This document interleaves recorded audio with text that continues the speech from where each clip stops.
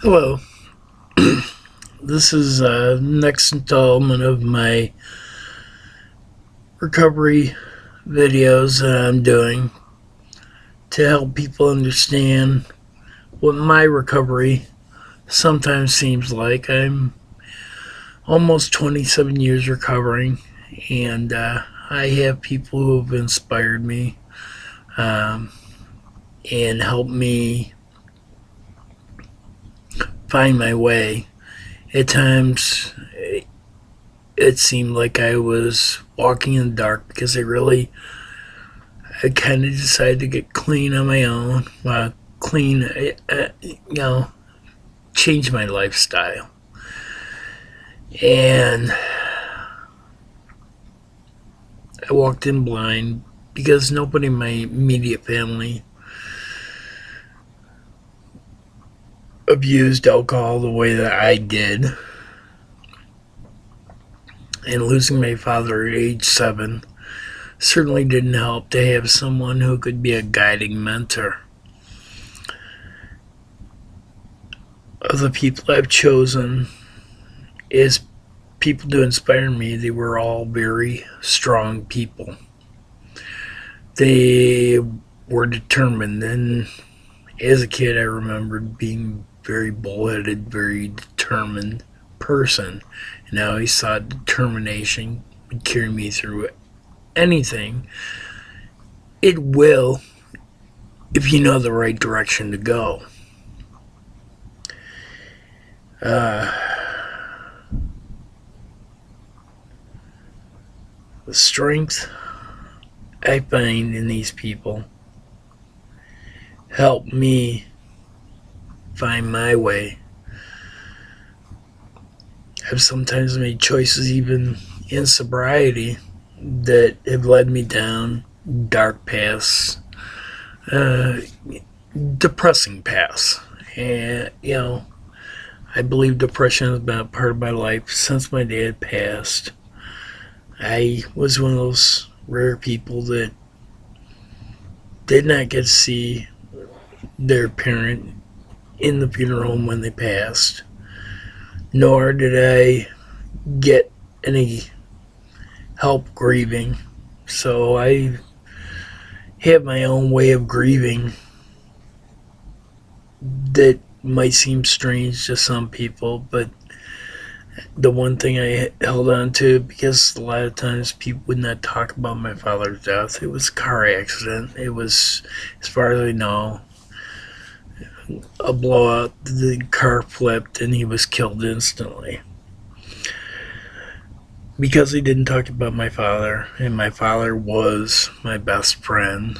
We had moved a few times at a young age, so I wasn't able to make connections with friends at an early age. And so he was my best friend, and so losing him on top of being my parent, I lost my best friend, my person I did things with. It took many years for me to find someone who would listen to that, and it would be a person who lost their father at an early age, Bob Probert. And when I explained my reasons why I chose him, he listened and was supportive. I've had people encourage, but maybe not listen the way Bob did. That's why he is so very dear to me. I also uh, have a great affinity for Sylvester Stallone, because when I quit drinking, I used to watch a lot of the Rocky films, and I would on a VHS, and I would rewind different parts of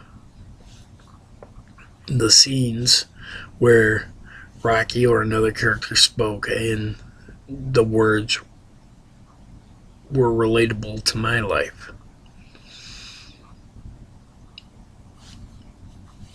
I did the same thing with other movies such as Braveheart, Frequency with Dennis Quaid and Jim Caviezel, uh, also Rudy. And I've watched these movies so many times, sometimes when situations come up in my life where I feel challenged, where I feel like I'm heading down a tough path, these phrases will pop into my head.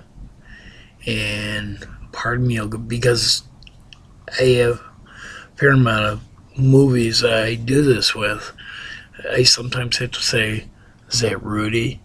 Is that Braveheart? Is that Frequency? Is that one of the Rockies? It doesn't matter. The point is I've trained my brain to use these things to get me mentally past a point where in the past I would have gotten upset, gotten out of control, maybe gotten angry with somebody. I very rarely get angry anymore. To me, it's kind of in many ways, it's a useless emotion. Get mad about stuff, but try and find a way to fix what's gone wrong. Overwhelming anger is destructive to yourself, destructive to the person that you anger. You pose it towards. And if it's an overwhelming anger, it's not constructive.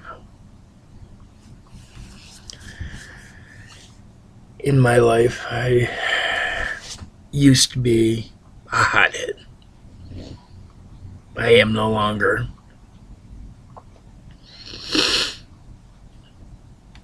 I've learned that everything doesn't come your way at the time you want it, but if you work hard, eventually it will come your way. I'm now getting to the point where I know what I want. I wasted some of the what are considered some of the prime years of my life drinking, and I think it's normal for an alcoholic to think once he started recovering that he has to make up for everything right away. You've lost time.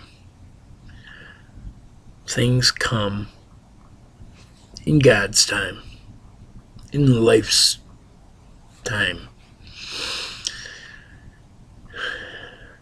You can plan for something,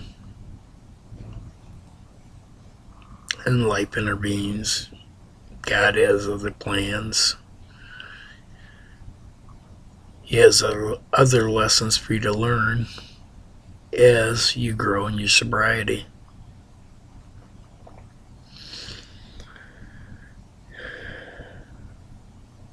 I have become a master of overcoming difficulty. At first, I used to rely a lot on my family to bail me out. And I reached a point where I'm not getting anywhere by having them do everything for me. So once I got sober, I started trying to be more independent, trying to understand how things work, how I can make my life better. And the problem is sometimes people will tell you things that work for them, but they may not work for you. And I was naive in many ways, and I had to learn how to live.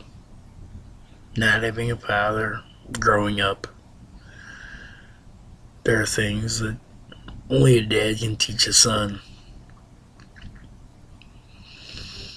And thankfully, for whatever reason, God guided me down this path. So when I see friends on Facebook who are having difficulties or feeling down and out, I try to lift their spirits up with words or posting a video or making them laugh. Because that's what I used to do for myself, because no one did it for me when I was so angry and sad before. But I know how discouragement feels. And I never want anyone to feel the way I used to feel when I was drinking. I wasn't really angry. I was sad. I wanted someone to be there, to listen. Although it was really just one time, Bob Probert did that for me. And I found that I'm a person that doesn't need a whole lot to do a whole lot. It may be through my difficulties that I have become relentless. I've been referred to as a bull in a china shop sometimes when I'm attracted to someone.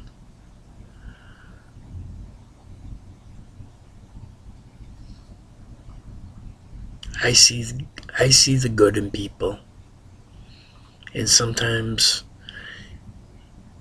if I like somebody, I like to let them know.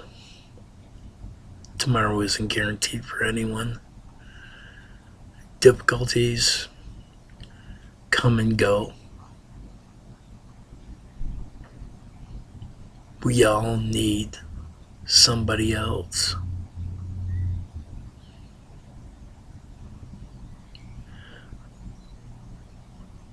My somebody else was Bob. Years ago, I met Jim Valvano. He too took time to listen to me. This is while I was an alcoholic. I was at work and I was sober then. I didn't realize the value of what he shared with me. And 10 years after, he did his amazing ESPY speech, which anyone can find on YouTube. I still have his autograph. And when I get really down, I remember. And the words for his foundation: never give up. And that's kind of the way I lived my life. After my dad passed, when I would get discouraged, to the point where I would be so sad, I would sometimes just cry to cry. In my thoughts, I would say, why are you giving up? Your father wouldn't want this. And he wouldn't.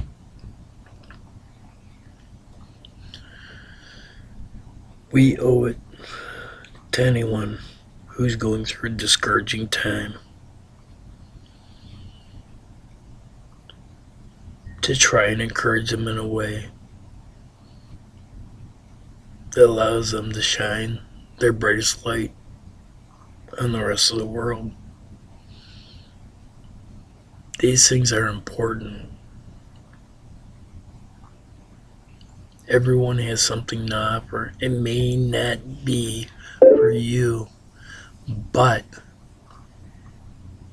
it can be for someone else.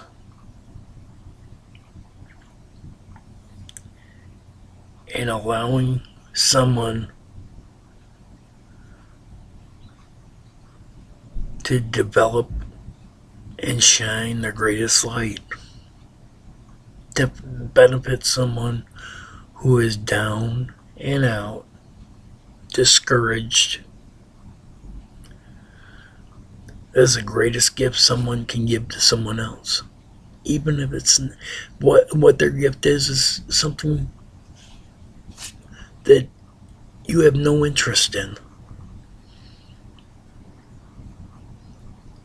If you see the value in someone, lift them up. You may be in their life for just that purpose, to show them. Show them the way. And once they get their footing, your job is done.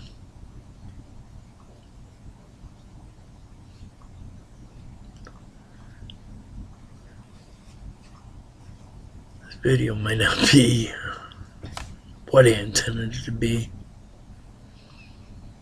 but hopefully it's uplifting for someone and allows someone to look inside themselves and find their light and share it with someone and lift someone else up and help them find their dreams. Dreams are important. It's important to never give up.